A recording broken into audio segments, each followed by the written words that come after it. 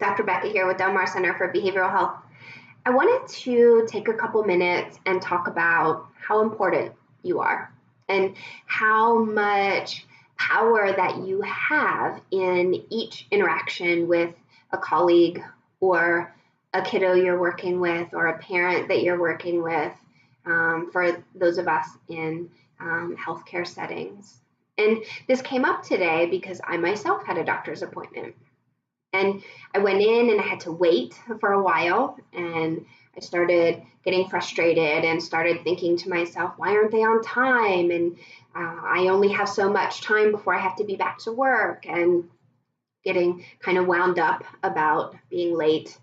And then the nurses kept asking why I was there, for like a summary for me to tell them why I was there. And I felt unimportant each time they asked me, like they couldn't be bothered to check my chart, or that they didn't know who I was. And that didn't instill much trust in the medical team that was going to be providing me my service. And I started thinking about how that affects each of us, and that parallel process of how every opportunity and every interaction that we have with each other and with parents and with kiddos and teachers, each of those are an opportunity, and an opportunity to make another person feel important and safe and valuable, and to really, what I call, hold space, or to really see that person's truth. Or we can choose to use that opportunity in the opposite direction, which would be to not help a person feel valued or important or seen. And then as I was waiting in one of the rooms, right, so at the doctor, you kind of get moved from a waiting room to a different waiting room, all the while you're still waiting. Then I heard the nurses kind of talking to each other about, what patient was in what room and what were they there for, that I'm sure they didn't realize that I could hear them. And again, that parallel process of, are there times when I'm talking to my colleagues or supervisees and parents can hear me and I don't realize that I'm not being as thoughtful or as aware? And I'm certainly not saying anything negative. And what I heard them saying sort of showed or made me feel like they weren't organized or they didn't know what was going on. And I want a medical provider that knows what's going on and knows that I'm important and a person. That I know that to them, I am a 3 o'clock appointment, but to me, I am everything, right? And for our families, we may see multiple kids in a day or multiple parents in a day, and each interaction with that parent is everything to that parent. And each child is that parent's whole world walking around outside their body, and they're really trusting us to treat that child like they are the most important thing. So it was really this opportunity to take an experience I had and kind of look at what that parallel process might be for the services we provide. And are we making the kids feel important and parents feel important and colleagues feel important?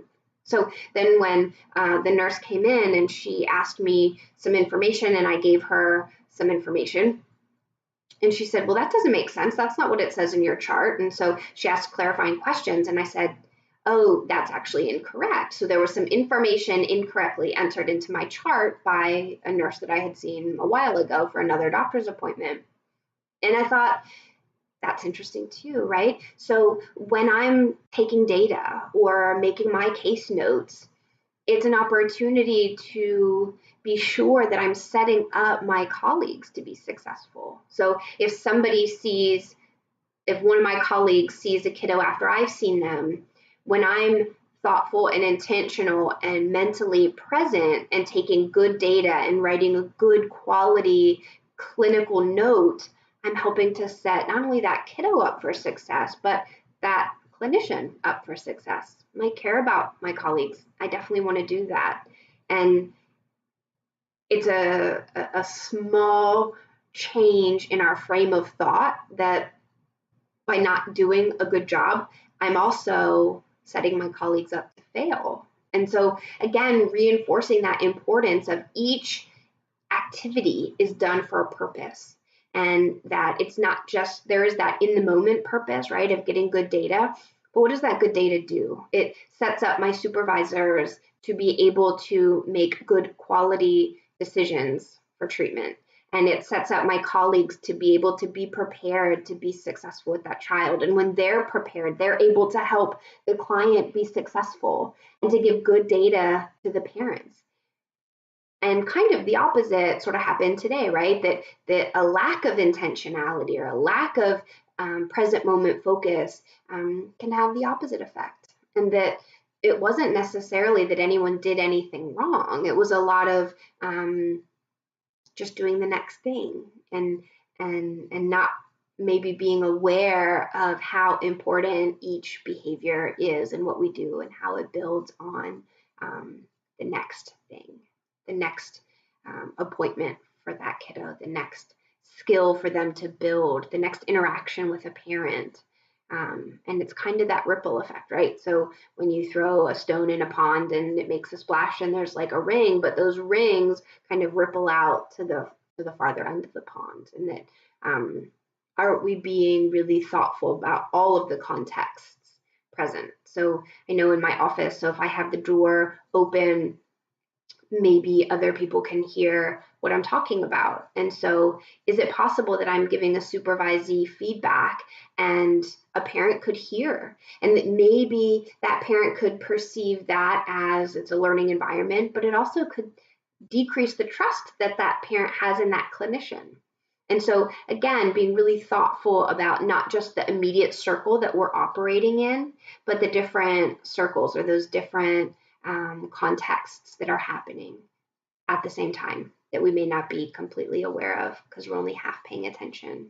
So again, the importance of that present moment focus of not just my immediate surroundings, but of kind of all of the things happening around me. And part of that present moment focus is that everything that I'm doing in this moment has an effect on this moment, but again, continues to ripple out into the future and other people's experiences. So I want to be sure that we're being thoughtful and intentional in our behaviors, that we are taking that good data and setting each other up for positive and growth interactions, and that we are being thoughtful about who's around when we're talking about specific topics. And that doesn't mean don't have those conversations. It means have them in a way that is intentional and thoughtful and safe for all parties involved, not just what's easier for the speaker, but what's easier for the speaker and the listener. And that each opportunity is each interaction with a parent or each interaction with a child or each interaction with a colleague is an opportunity to help that person feel valued and to feel important, and that we all could use a little bit more of that. So thanks for listening.